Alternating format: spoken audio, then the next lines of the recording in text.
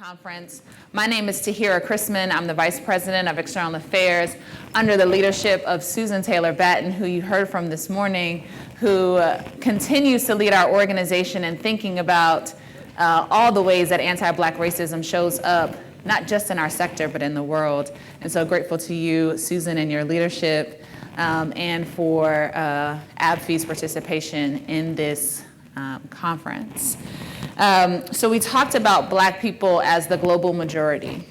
We also know that Black people do the work and the labor of getting us to where the future that we are all seeking for our people. It is up to Black people to make that happen.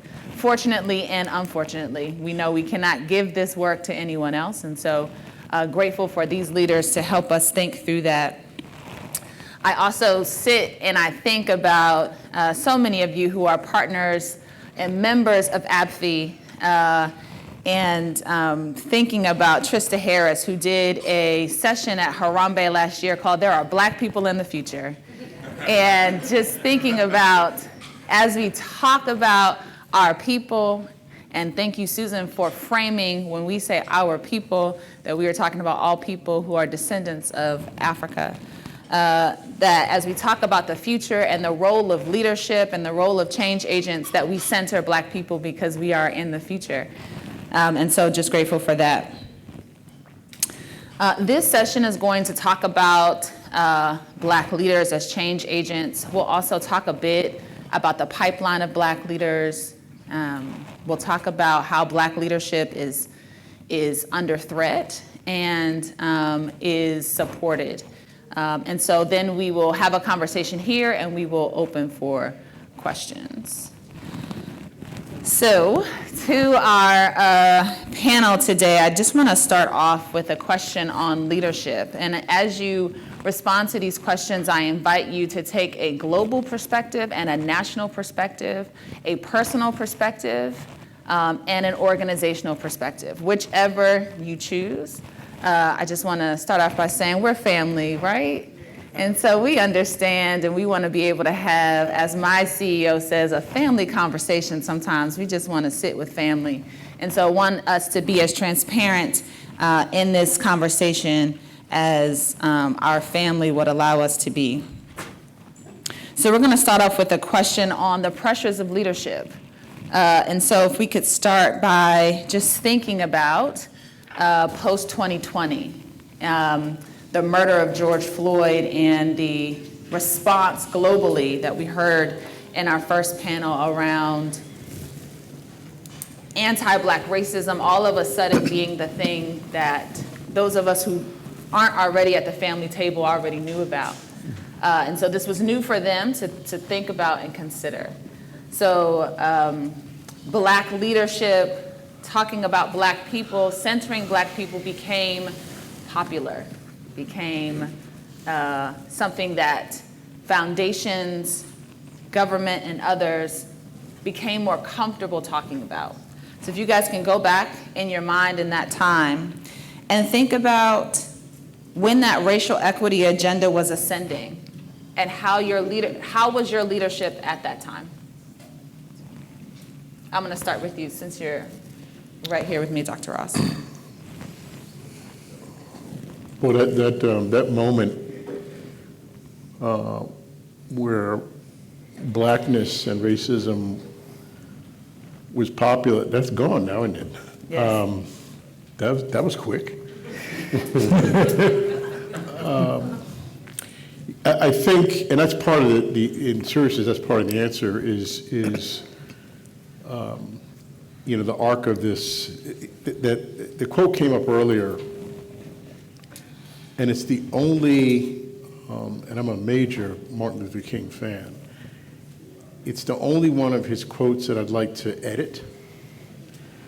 The arc of the moral universe is long, and it bends towards justice.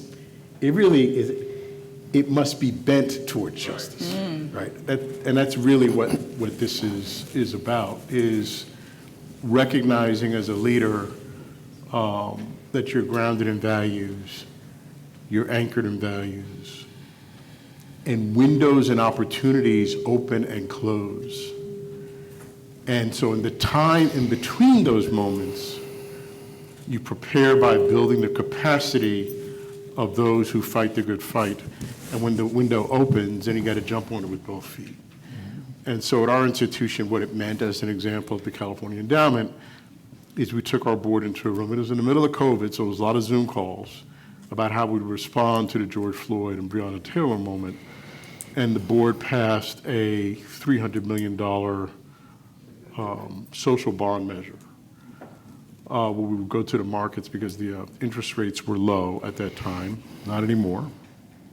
And we could actually borrow that money more efficiently and effectively and not affect our corpus. And the reason for that is because in the long run, you want to preserve the grant making for those that are doing the battle. So that was a leadership moment for us because it was an unprecedented opportunity to act in an innovative and different way because we had never gone to the markets to raise money before in a social bond. And we're spending that money now. We're spending that money on power building infrastructure, on narrative change, on some of the issues that came up in the previous panel. So leaders must, in those moments, build and strengthen their capacity in anticipation of these windows that occur. And when the window happens, you must act with spine, you must act with tenacity, you must act with diligence and persistence. About that.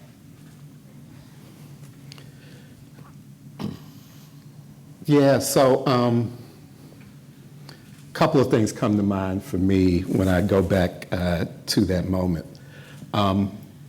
One is something that my mom and I have talked about a lot, actually, which is we kind of came up, well, not even kind of, we came up in different moments. Y'all know this is mama on stage, right?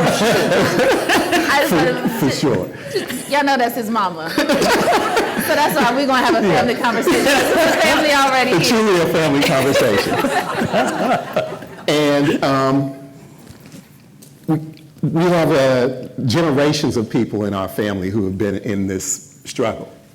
And you know, my grandparents had the ability to engage in the civil rights movement. My mom, her colleagues had a chance to really engage, especially in California, in the Black Power movement.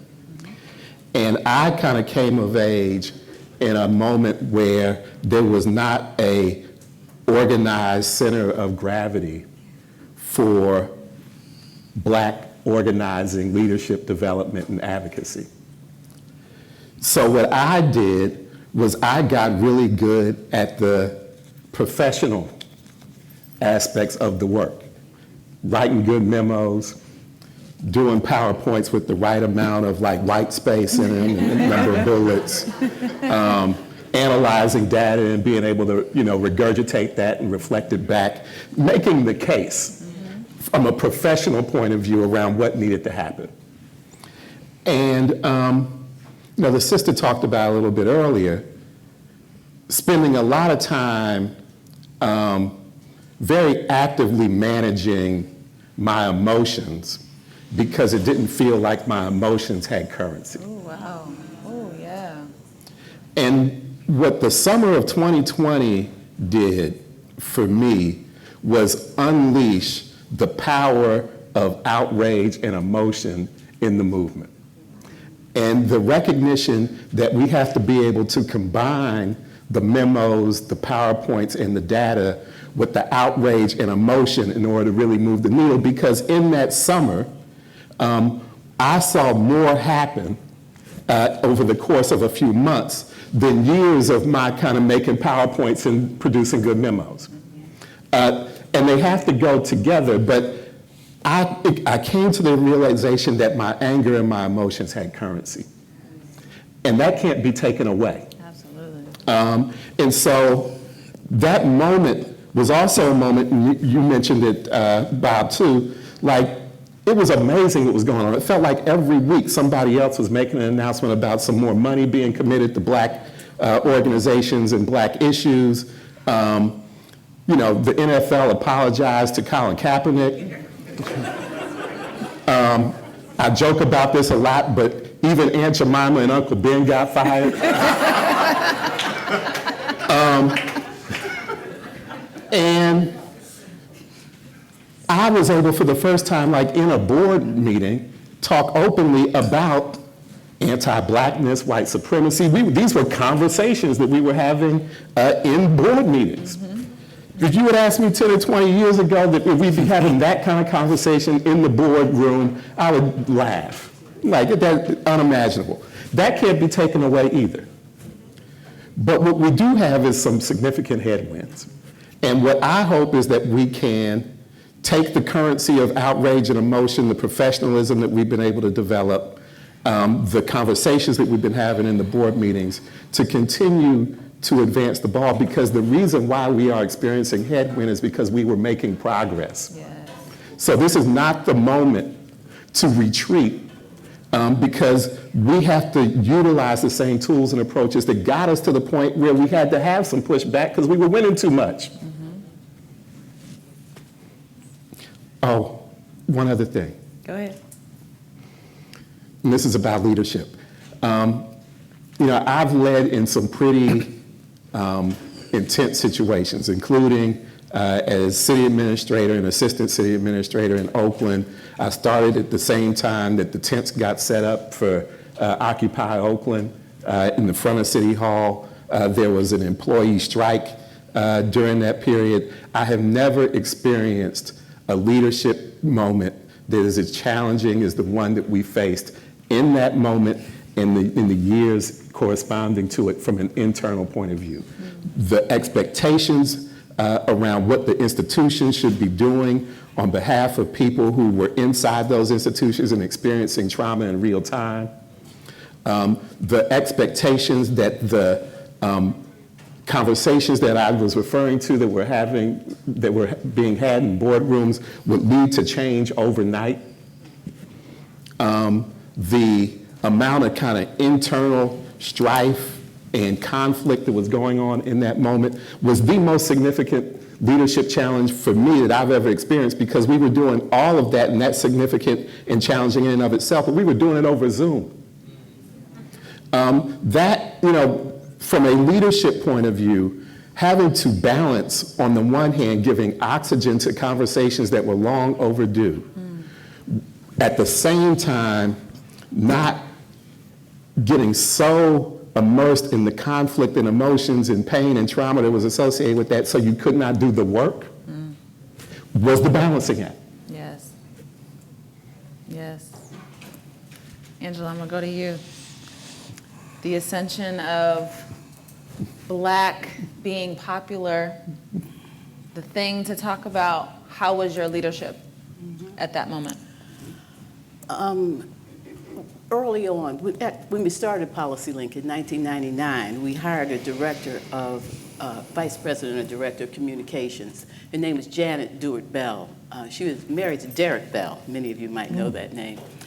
And it was, 1999 was not a time when community-based organizations were hiring directors of communication or having departments of communication. That was really a bit of a breakthrough there. But Janet used to tell us, because we had training in communication, and she used to tell us all the time, stay ready so you don't have to get ready. Ooh, child, preach.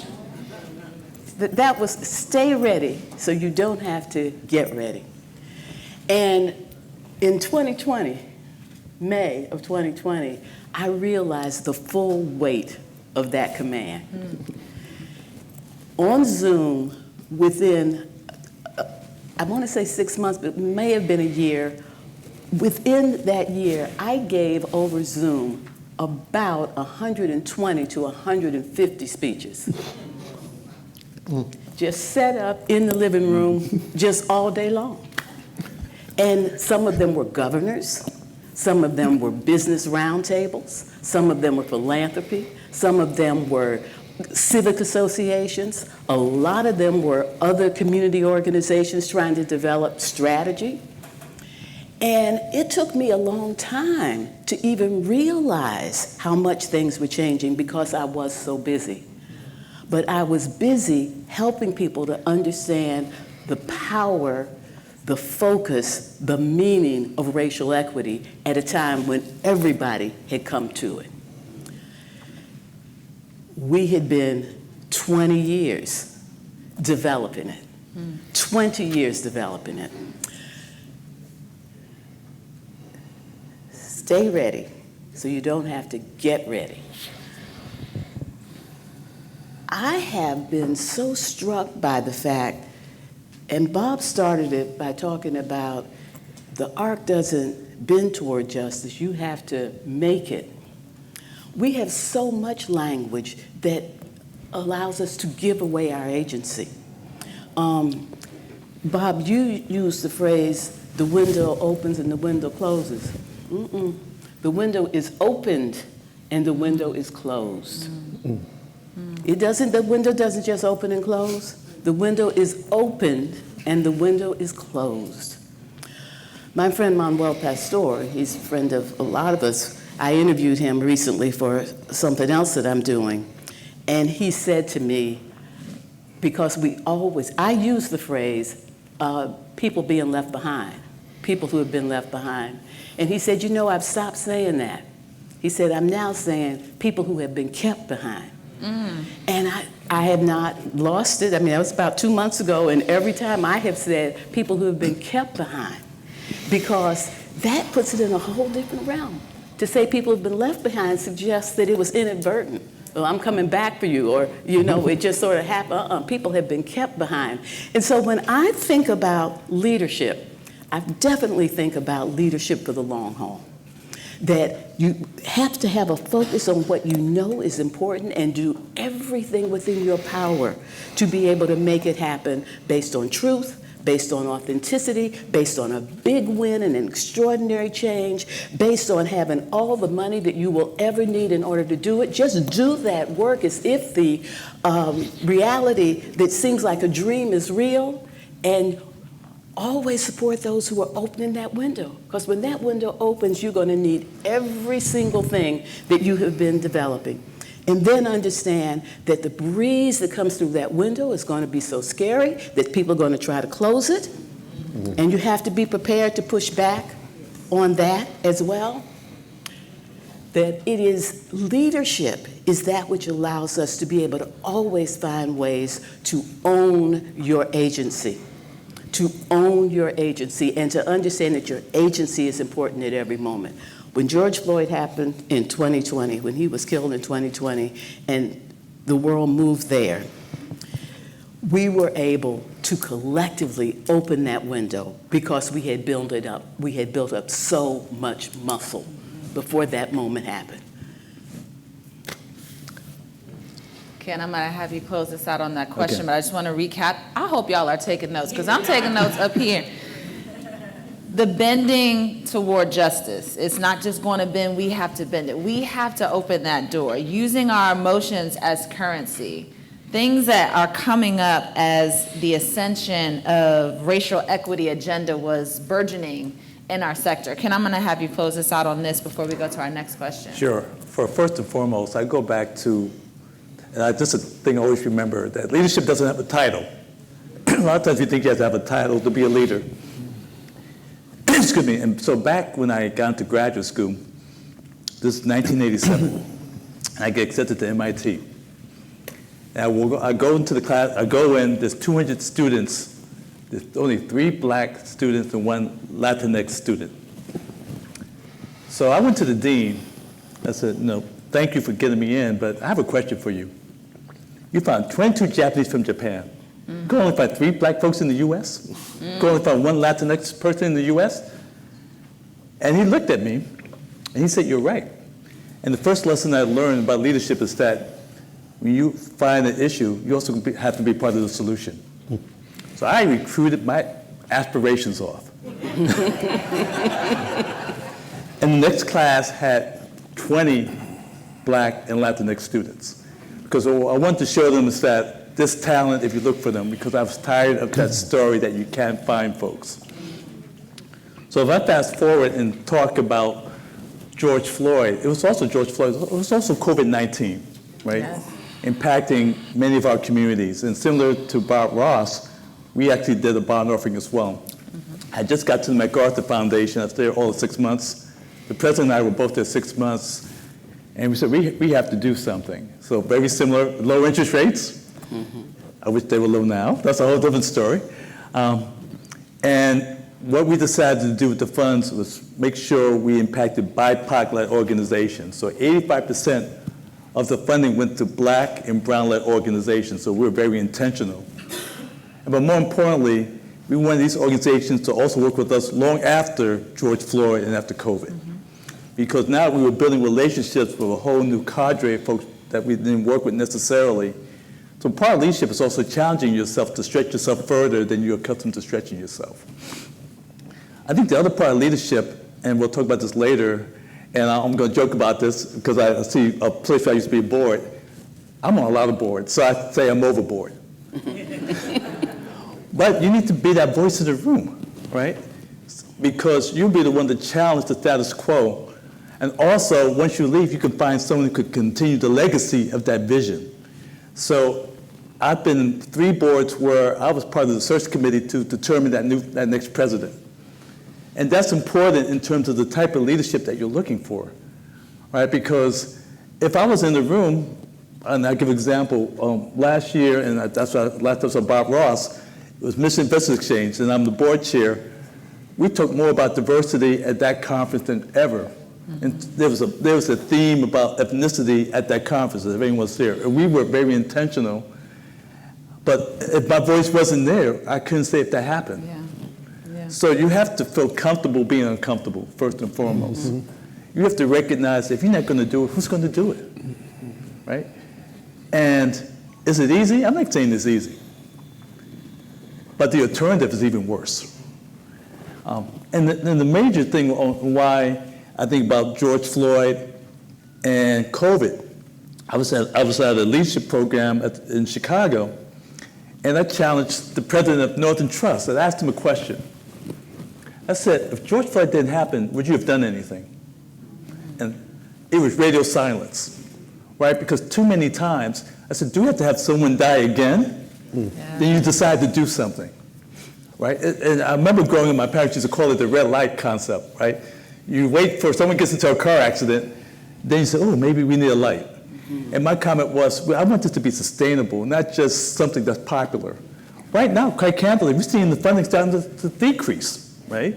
It was popular, and if you go any place, whether it's HBCUs, whether it's work for George Floyd, whether it's COVID-19, the funding is starting to decline. So I don't want it to be popular, I want it to be sustainable. Yeah. And if we're not sustainable, we'll be having the same discussion 10 years from now.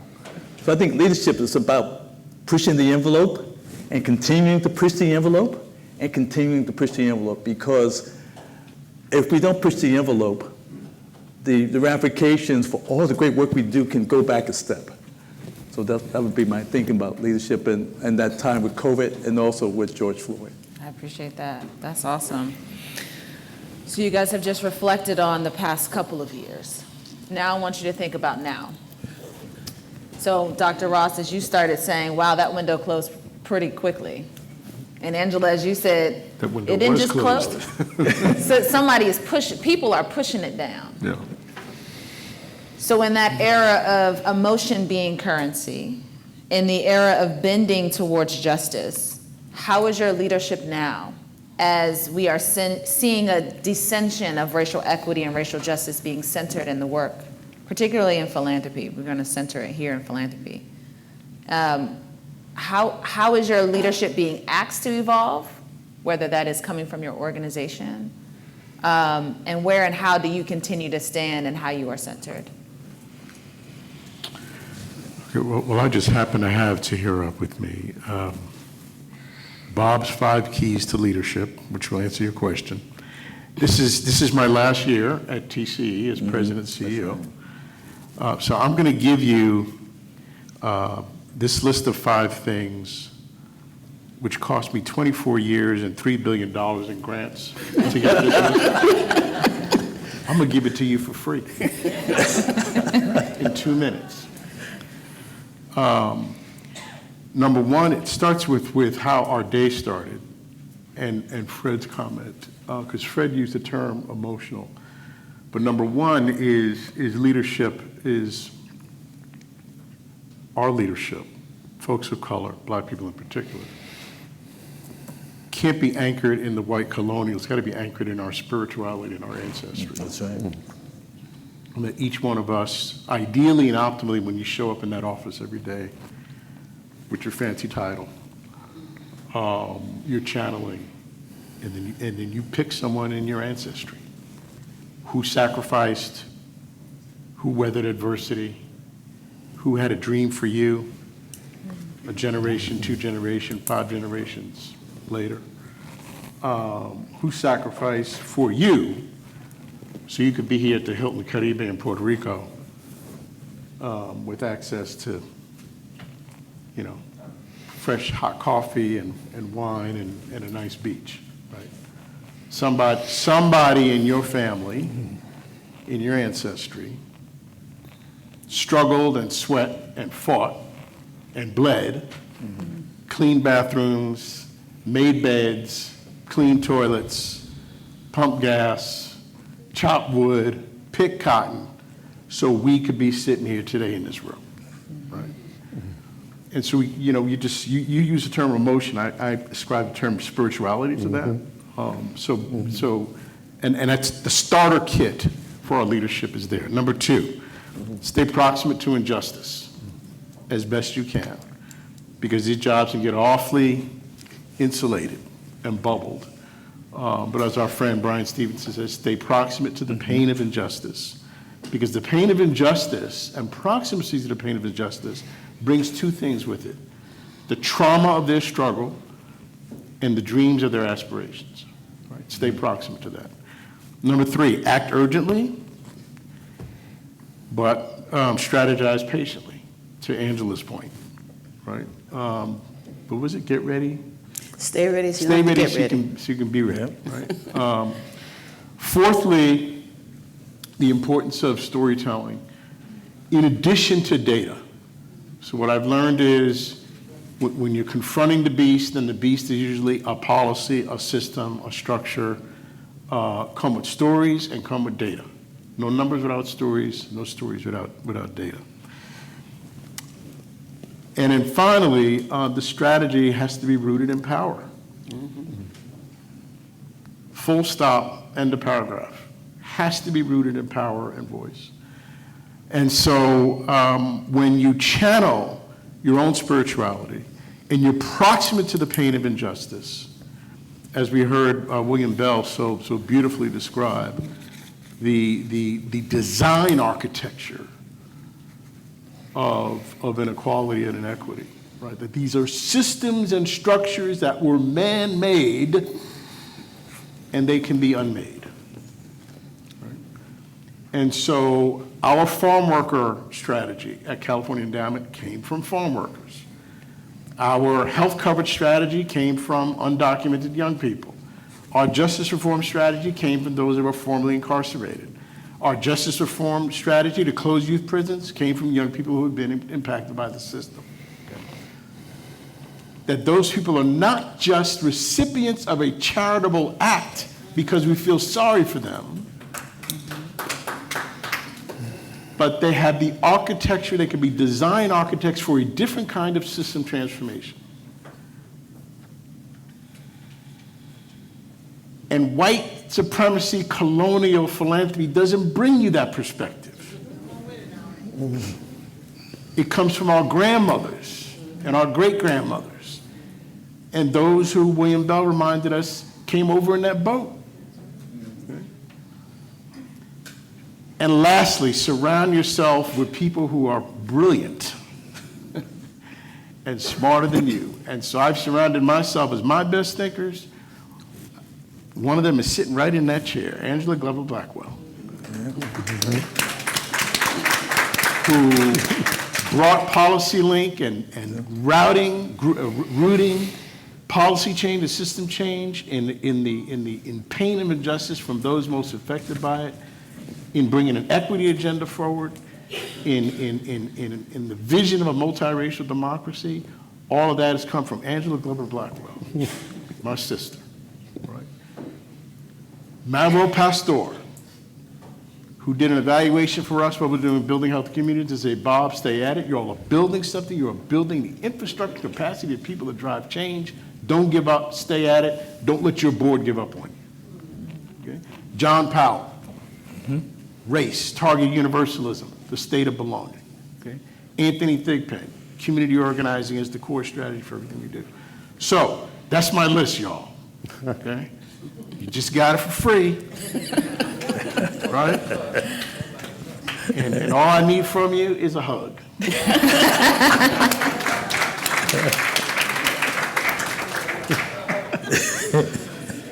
That's a fantastic list, Bob. So what he said, and then I would add two things.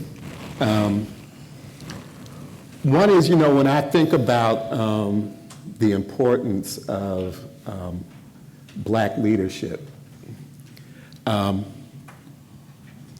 think about it in a somewhat different way than it gets kind of discussed in the public realm. And what I mean by that is folks tend to think about the importance of Black leadership as a representation issue.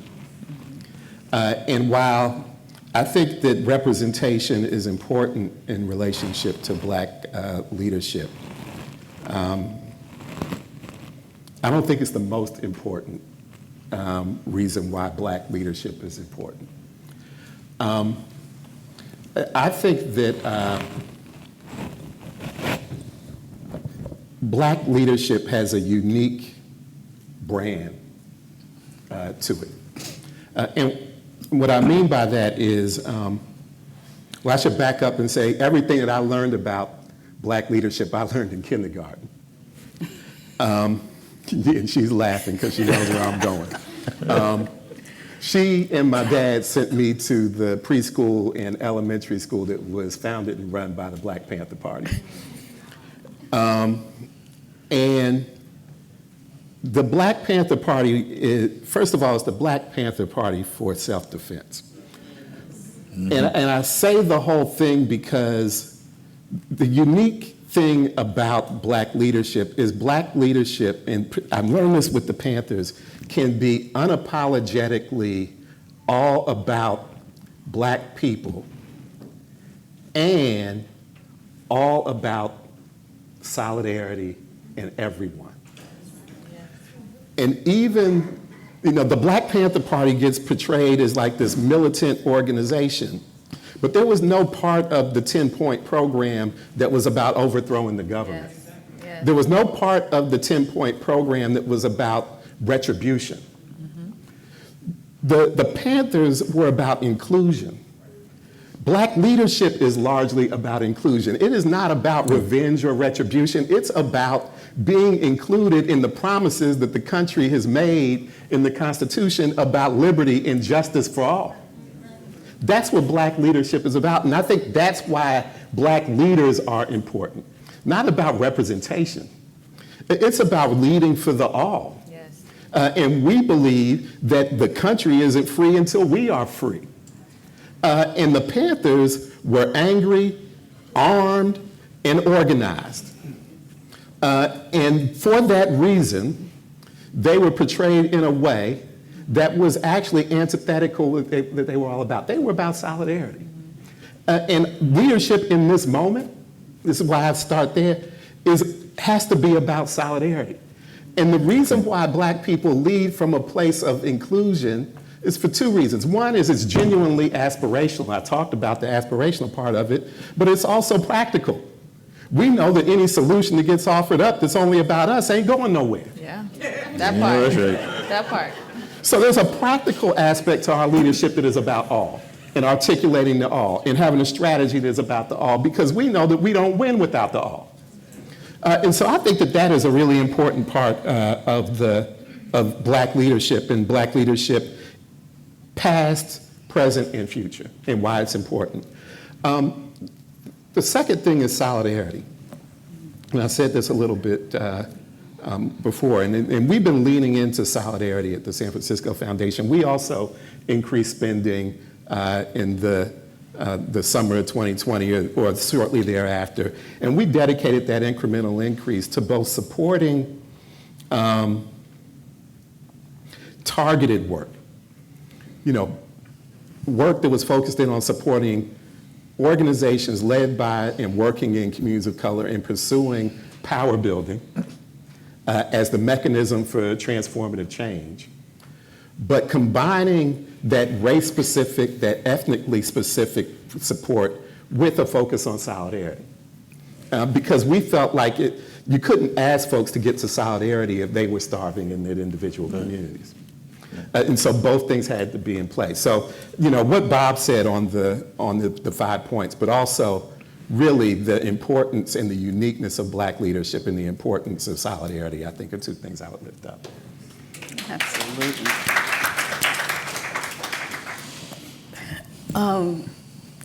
I was debating whether or not to tell this story about you going to the Black Panther school. But I think you all will get a kick out of it, so I'm going to share it. Yes, my husband and I sent him to the Black Panther school, and this is our first child, and we were, down. One day, he was like 4 before he came home. Maybe he was 5 this particular day. But what did you do at school today? We went to San Quentin to visit Johnny Spain. That's right. In preschool? And my husband and I kind of looked at each other and said, "You went to San Quentin?" Yeah, without a permission slip. No, you took my punchline. And my husband and I, after we put him to bed, we said, "Is that okay?" And I'm the one who said, "There wasn't even a permission slip."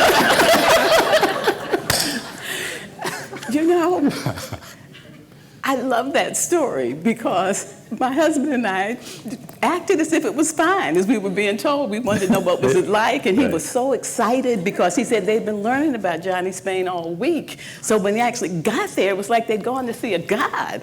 Right. And so, we took it all in, and I'm proud that we could do that because, a lot of parents would have just, no more school for you, but we were all trying to figure out, my husband and I and a whole bunch of other people, how to be able to be in a different world in a different way and accept that we're going to have to learn along the way. That's really all we were struggling with. But I just want to pick up on what was being said here because I'm not sure that we're slipping back. I'm not sure that the windows are being closed. Because I'm still finding out things that are blowing my mind in terms of what's happened. I don't know how many of you know that the first executive order that President Biden signed was a racial equity executive order requiring that every federal agency do an audit in terms of how were they doing historically regarding racial equity. The second executive order was to be able to now take that information. It might not have been the second executive order, but the second executive order in relationship to that first one. First executive order he signed was for racial equity. He then signed a second executive order some months later, asking that they align their programming and their resources with what they had found out from their audit. 3 weeks ago, not 3 weeks ago, about a year and a half ago, they had a meeting in which everybody came together to talk about what they were doing. 3 weeks ago, they had a meeting where they did a report out on what they have achieved. 6 secretaries came to the meeting. 93 agencies were represented, and I heard, I wasn't there, I just had people from PolicyLink tell me about it, that it's extraordinary what the federal government is doing to this day to advance racial equity. Now, you might not know that, but that's amazing. That's amazing. You're talking about money not going to historically Black colleges and universities, $100 million here, $100 million there. The Negro College Fund got $100 million. Morehouse got $100 million. Amazing. In the existence of these institutions, this has never happened before. So I think we've got to keep reminding ourselves that there's a narrative out there that wants us to feel like everything has gone, it's all over now, everything's drying up. I hear that some corporations are cutting back on their DEI. I hear that's happening. But I'm still getting calls from corporations that are doing equity and inclusion work, and they want to know more. They want you to tell you more. So that at the same time that clearly something is going on, I'm not saying that it's fake news, what you're hearing. I think that really is happening. But at the same time, people are holding on, they're digging deeper, they're finding each other. More money is going toward our cause than ever has, and we need to hold on to that so that we don't go into our struggle feeling that we are losing when we are actually winning. Yes. We are actually winning. And because we're winning, the pushback is getting more forceful and louder. You know what, I've been saying this for years, that we are experiencing the last gasp of a time that is on its way out. The problem is, the last gasp will be long and shrill and dangerous, but it is last. And that is the thing we have to hold on to, so that what we're building is for the future. And just to build on what has been said, that in terms of leadership, I think that we need to have a positive story that we are telling ourselves and everybody else. And that positive story is that we need democracy. Democracy is a good system of governance, of the people, by the people, for the people. We have the opportunity to finally breathe life into it. And the democracy that I see is one that is radically inclusive. A radically inclusive, thriving, multiracial democracy that serves human flourishing and can lead to a good life. And every one of those is important. Radically inclusive because of what he said, that when we lead for all, because that is the only way, not just that we will get what we want, but because we have the capacity, as Danielle Allen says at Harvard, those who have been most denied freedom are the ones who can best lead for it, because they understand it in its fullness, so that when you solve these problems for those who have been kept behind, you actually solve them for everybody. Radically inclusive is the way that we go at it. Thriving multiracial democracy. What is democracy for? To serve human flourishing. Serve human flourishing. That's what it is. It's not to vote. It's not to be represented. It is to have all the people inform, as Bob said, human flourishing. And that then leads to a good life for you to define, for you to figure out on your own. And so that's what we have. That's what we're in the middle of doing. We've amassed more than we ever have to be able to do it. And we need to see ourselves as leaders for it at a time when it is on the ascendancy and people are trying to pull it down because it is so clearly on an ascendancy. I appreciate you bringing that here.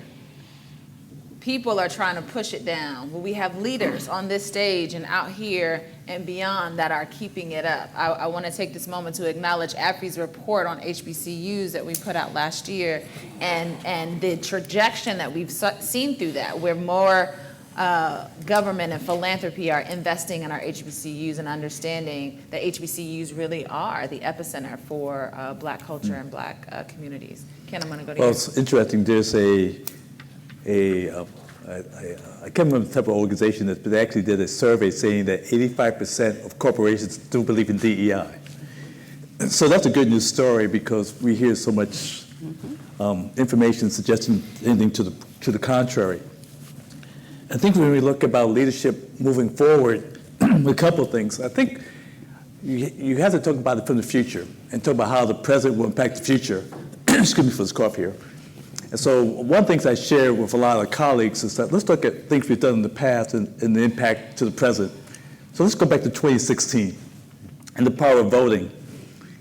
If folks would vote a different way, we wouldn't be talking about Roe v. Wade right now. We wouldn't be talking about what's happening with affirmative action with schools right now. So recognizing something in the present can have a long-term effect in the future. So right now, one of the things we talk about for this generation, what you do now can have an implication 20, 30, 40 years from now versus thinking at a point in time. So I think that's the first scenario that's important. The second piece has to relate to the next generation. We have to listen to their needs and their concerns. Similar to the way my parents had to listen to me, right? Because each generation will be a little bit different, but they will find their way, right? And so that will happen. One thing I mentioned also, which I think I used to criticize about philanthropy, but hopefully it's getting better, hire from all types of institutions. Yes. Historically, it was a Ivy League school, or Ivy League light school. That's where we hired. And I went to one of those schools. But there's talent everywhere, right? HBCUs, state institutions, a good student is a good student anywhere. So that means you have a bigger population to choose from of great candidates who believe in the work. And I think we have an obligation to have leaders to be mentors. And I remember when I first left grad school, I had a mentor who helped me avoid those landmines, right? Because there are landmines in any job. But if someone can tell you those steps along the way so you can zigzag away from them, it makes life so much easier. Because guess what? Our white colleagues have mentors. They have sponsors. So I think we have an obligation as leaders to provide that type of mentorship and that guidance. The thing we should always do is celebrate small victories. I think someone mentioned earlier, this is not a sprint, this is a marathon. So let's celebrate our victories along the way, this path. Because if we don't, we may feel disjointed and concerned that we haven't made progress, but we have made progress. Yeah. I remember, and Susan, you may remember this, I remember you had a report on how many black CEOs we had, and I think it was like over 50. Now, when I got to philanthropy, it was nowhere close to 50. We should celebrate the fact that we found 50 leaders who were either in corporate foundations, private foundations, community foundations. And then the second fact is a lot of these community foundation folks in particular are much younger. They're in the late 30s and early 40s. So we're getting leadership younger who will be here for a while. And to me, when I saw that, that gives me a lot of hope that we're recognizing all throughout. And some of these folks are working in the South. So it's not just in the Northeast or the Midwest or the West Coast. They're working where some of the biggest disparities take place, but their voice would be heard. I guess the last thing I would say is that as a leader, we have to be that visionary. And we have to help folks recognize what the vision looks like. Because visions can be hard because they're not as concrete as facts. But vision over time will get you to that new direction, that North Star that we aspire to get to. And really recognize how they can contribute to that North Star. Because a leader may have the North Star, but the folks who work with that leader will be part of the progress to that success. For us to be leaders, we don't do it by ourselves, right? We actually have those foot soldiers or folks who are on the ground that makes a difference on whether we're successful or not. And I would say leadership, when you accomplish things, you have something to look back and say, I made a difference, right? You have a sense of admiration, not self-serving necessarily, but the fact that versus when I started, it's gotten better when I leave. I look at work Bob Ross has done at the California Endowment, and over his course of time, the difference once he leaves will be something that will be transformative. And your legacy is more than when you're there, but more than after you leave, in terms of the fact that you move that organization in that next direction. The last thing we have to do is educate our white heads, right? Because guess what? Philanthropy has more white leaders than they have black leaders. They need to understand the importance of this work and why they need to be part of this transformation. That means they need to get the right people on their boards.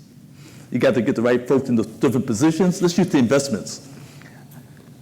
Well, you need the folks who recognize why diverse investments make sense, or why program offices make sense to understand the work. And then also for them to recognize that they do have this legacy that they need to understand and address. And maybe a tough conversation, but a necessary one for them if they're going to embrace the work with us. So it's a multifaceted thing that takes place, but a necessary component as we move forward. So those are the things in complimenting my colleagues I think are added things I've learned and continue to see. I love that. Thank you, Ken, because you're actually teeing up our next piece of discussion, and that's on leadership transitions and pipelines. And we have two leaders on this stage, one that has transitioned out of PolicyLink, the founder and now executive in residence. So I want to hear about that experience. And you, Dr. Bob Ross, who announced your transition at the end of this year, and what you're thinking about, what you want to impart. Before the end of this year. Okay.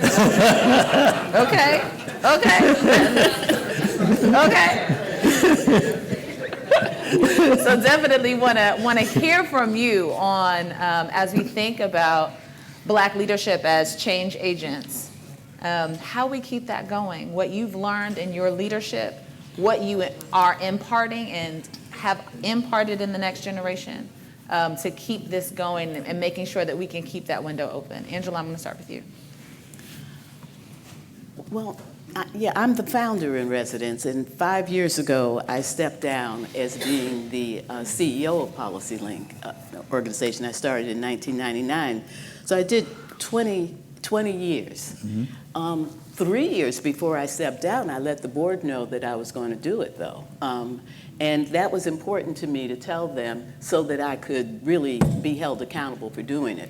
Because it's one thing to think you're going to do it, and you don't tell somebody, you may never do it. So I told the board that I was going to do it, and so that made me think about it and helped them to think about it. And it also gave me time to plan and identify the next person. And fortunately, the board accepted my recommendation, and I told them about it gradually too. I told them 3 years before that I was going to step down. 2 years I said, I think that the next person to lead it should be Michael McAfee, but you know, we've got time, I'll see if I really believe that. Came back and said, I really believe it. I think he's absolutely the one, so if you don't like it, this is the time to speak up, but try to get to know him. And then he was able to step into it, so people internally and the board knew it, and we had a chance to build a relationship. My son actually suggested to me that we work with an executive coach because I was just going to do it. He said, no, I think working with an executive coach would be good. It turned out to be brilliant because the coach met with us separately and allowed us to say separately what we really wanted out of this. If it hadn't been for that executive coach, I don't think I would have said that, you know, I don't really want to leave PolicyLink. I mean, I thought that I was going to leave PolicyLink, but when I talked to the coach, I said, there's no place else in the world I want to work. But I think it needs a new leader. I think we should transition because I think we need models of transition. And it gave Michael a chance to say things. And so when we came together, the coach was able to help us be honest with each other, and we worked out a relationship in which he would ascend to CEO completely with all that that means, but that I would be the founder in residence, and we would figure out what that would mean. It's been wonderful, and I think it's been so helpful. For one thing, it enabled me to completely stay out of Michael's hair because I have things to do, you know, and I don't have to try to assert myself into what is his business. I have things I'm doing as the founder in residence. And he feels free to call on me because he knows that his success is the most important thing to me. And so we have good exchanges. So my thought about transition is it should be thoughtful. That we are, Bob and I don't know what Bob's plans are, but I know that Bob and I did not get in this work to be CEO of the California Endowment or the CEO of PolicyLink. We got in for it for much bigger reasons. And therefore, the idea of just, now I'm not doing anything was not open to me. There's plenty more to do.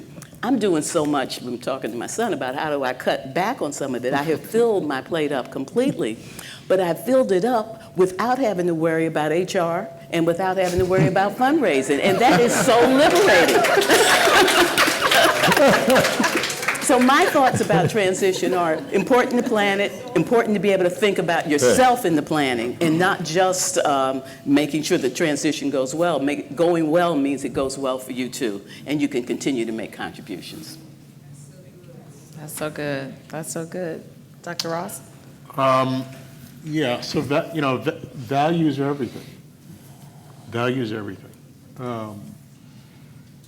And so for me, and it's interesting listening to your story, and I know your transition story. You're going to hear two different models about transition and pipeline and leadership development. Both are right. They're just unique to the personalities of each of the institutions. So I don't plan to hang around the California Endowment after I leave. He's clear. He said not me. And part of it is not because I'm sick of y'all, I'm tired of y'all. It's not that. That's not it. It's where my board is now needs to take ownership of the California Endowment without me in the room. That's where the institution is, right, in terms of development, right? And so that said, the reason why I wasn't worried was because we embarked on a process, on a search for my successor, and that search is coming to a head in the next 2 weeks, probably with an announcement, where the board agreed that we should get grantee and community partner input into the typology of leader that should replace me, that the staff would have an opportunity to do that, and of course the board would have an opportunity. And all that got funneled into the search committee and the search firm, which in this case was Korn Ferry. And the two things that came up from the grantees, from the staff, and from the board were the matters of power and race as it relates to our health mission. Mm-hmm. That the next person the California Endowment hires to follow Bob has got to get that and have a track record of getting that, not just speaking to it in an interview and with a PowerPoint presentation. Back to the PowerPoint. So I'm not going to tell you who my successor is, as I can't. But that person will come with those credentials. And it's important for the matters of power and race to be in the boardroom and to be in the institution, anchored in the values. Because it would take someone, through an act of God, to take us backwards. The only path forward is to build on where we've come from, okay, in terms of equity. The three-part strategy we have is we call it ABC. And you use the term, Angela. Oh, God, she's good. Agency is A. Yeah. Power building, voice, right? B, belonging. Full, unapologetic, inclusive, no holds barred belonging. Spirit and ethos of the beloved community that Martin Luther King and Gandhi and John Lewis gave us, right? The unfinished work of the multiracial democracy. And when you combine A, agency, and B, full spirit of belonging, you get C, transformative change conditions, right?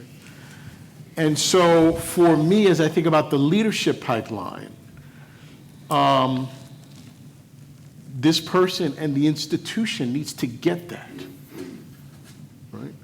And the last thing I'll say, because Fred, you brought it up, that I hope the next leader and our next generation of leaders, Angela, get better than we do, because Fred called it out. We got to go from representation to solidarity, from representation to transformative solidarity. Can I give 60 seconds on a really quick story? The worst community moment I had in my 24 years of philanthropy. We did a 10-year Building Healthy Communities campaign. We picked 14 communities to invest in place-based work around health equity. Right? And the 08-09, because I wanted to do 20 communities, and then the 08-09 market hit. We lost money. Everybody lost money. So we could only do 14 communities instead of 20. And the last two on the kind of list of the communities to be selected and chosen for the final spot were Crenshaw and Boyle Heights. Mm-hmm. Boyle Heights Latino, Crenshaw is black. Now, for reasons I won't go into, we picked Boyle Heights. And it was a strategic reason. It wasn't a black versus brown reason. And I got called by the then Urban League president in LA. Said, hey, Bob, can you come to me? A couple of us wanted to talk to you about why Crenshaw wasn't chosen by the California Endowment. So I said, sure, man, I'll come in. So I go in, told me it was going to be a meeting of 2 or 3 people. I walk in the room, there's 30 people in there. Mad as a hornet. Because Bob Ross, your black ass is in there to make sure we get what? Represented. And why you pick that Latino community when the Latinos getting all the money in California and black people didn't get no money, and you just a poor excuse for Uncle Tom? See, they didn't say that. That's what they told me. That's a representation mentality. Yeah. That's not a solidarity mentality. And so when we see Latino kids trapped in cages at the border, and we as black folks don't get as upset as we did about George Floyd, that's not solidarity. That's right. That's representation. So I just hope this next generation, last thing I'll say is in terms of the pipeline, young people, young people, young people. We have invested in young people and their voice and advocacy because it's important. One of the last acts, I'm going out the door on the board doing it. I think we'll become the largest foundation in the country to have 2 designated seats for young people between the ages of 18 and 24 to join our board of directors. Board of directors. Now, I had it for years. I had 10 years. I had a youth council. Advisory. What's the next level from advisory is governance. That's right. So getting young people in the room, because this young generation does a better job, I think, on the natural of solidarity than representation. True. I am going to try to take one question to maybe 2. You got to be quick, though, Trista. What does that mean? I'm just saying. It wasn't direct. It was an indirect. Tahira, can I just say 30 Absolutely. seconds on 30 seconds. pipeline? Can we get her a mic while we finish up this? Great. Just really quickly, I cannot sit up here and think about leadership pipeline without bringing Joe Brooks into this room, who just made the transition into being one of our ancestors. Joe Brooks was proximate, he was available, he was generous with his time. I know many people in the room know who Joe was. And I think one of the things that's important about pipeline is being that. And so I just want to challenge everybody in the room, who are you being the Joe Brooks to? When you think about pipeline and bringing people into the room and bringing people into leadership. I wanted to mention that. Second thing, I'll be brief with this. There is no more important part of the ecosystem that's about developing black leadership than black-led organizations. Yes. We have got to support black-led organizations because they are the pipeline. They're the training ground. They're the places where people can try stuff out. They're the places where people have confidence in you, in your leadership, and you can test things out. And that's important. And then the last thing I want to say is it's not just about pipeline, it's about retention. Yes. And let's avoid what I characterize as the Harold Washington effect. To bring people in a time of crisis, Yes. not support them and have high expectations around what they're supposed to do, right. and have them die trying to do it. Yes. Yes. Yeah. So this has been a masterclass in leadership, and if I was not facilitating tomorrow, I would leave because y'all give me 6 months worth of ideas to think about and work to do, and it's too much. So I think we're all pulling a lot from this. This work has been heavy, especially since 2020. We've been carrying it on our backs. Any advice about how we care for ourselves as human beings as we are moving this work forward? Great question. Maybe get 2 of you to respond. Okay. Maybe I'll start. I think 2020, even though it was a tough time, still gives us hope of what's possible. I like my brother's comment. It did bring solidarity together in a manner that I believe we will sustain. I think it made us feel comfortable speaking more publicly on issues that were tough, but were necessary. And to me, those are positives.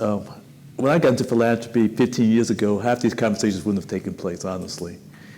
And the fact that we can have a meeting like this today, for example, is indicative of what's possible.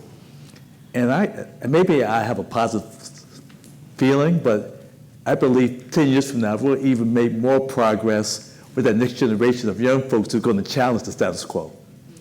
That's the beauty of each generation. They will take it a step further. So I feel positive. So while it was a tough time, I think we recognize we need each other. And to me, that's every bad situation will have a silver lining. So I think there's a silver lining here. Well, what's the question? Caring for I yourself. still can't hear you. Caring for yourself Oh, as a leader, particularly with the current challenges and expectations. that's a hard question. How do you care for yourself in hard times as a leader? It's easier if you expect a good outcome. So having a sense of what it is that you're working for and believing that it is possible to get there really is probably the most important thing. Yeah. I mean, I don't often feel that I need to care for myself. I'm just doing this. We're creating a thing that has not existed before that will be better for the entire world. That if we can create this thriving multiracial democracy that serves human flourishing, then we have a model for the world. And it's from the standpoint of those people who have every reason to be mad and bitter and angry, who bring hope, who bring vitality, who bring joy.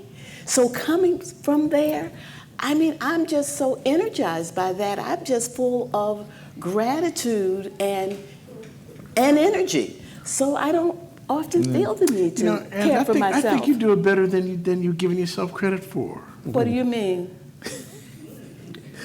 Nevis? I mean, so I mean, you have a place where you recharge and refresh, right? Well, it's not so much Nevis as it's family. Okay, well, family. Okay. Because Nevis is a place, but it's family for me. That when I am not working, I am with family, and it's so interesting that my children. This is one of them. I say, when people have often asked me, oh, how have you done what you've been able to do? I say I neglected my children. And one time I said that, and my child was in the audience, and everybody was like, oh, so sorry for you. But you got a lot of hugs in there. Yeah, exactly. But my children don't say that. My children don't say that.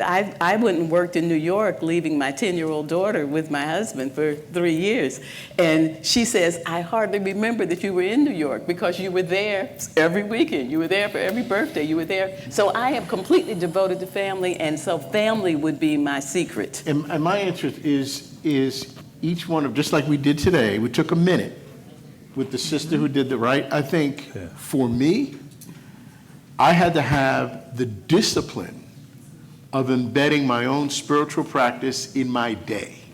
Not in my month, not relying on a 2-week vacation where you hustle your ass off to get ready for the vacation, and when you come back, you got emails this long, and then the benefit of the vacation is lost. But I have an embedded daily spiritual practice. It's my morning meditative walk. It starts with opening the Bible verse for the day. That's just how it works for me. And then I put on my playlist, which starts with Sam Cooke and Chuck Mangione. And that's my, I have to have that. Right? And it got sharper and stronger when the combination of losing my wife and then COVID hit. Nelson, my brother, I know you've been there. You got to have that embedded spiritual practice to give you the armor and the safety to do this work and show up every day with power and strength and perseverance and spirituality. Every day. Every day. I think we can end on that. I know I'm getting the time. Please, please, please applaud this wonderful panel.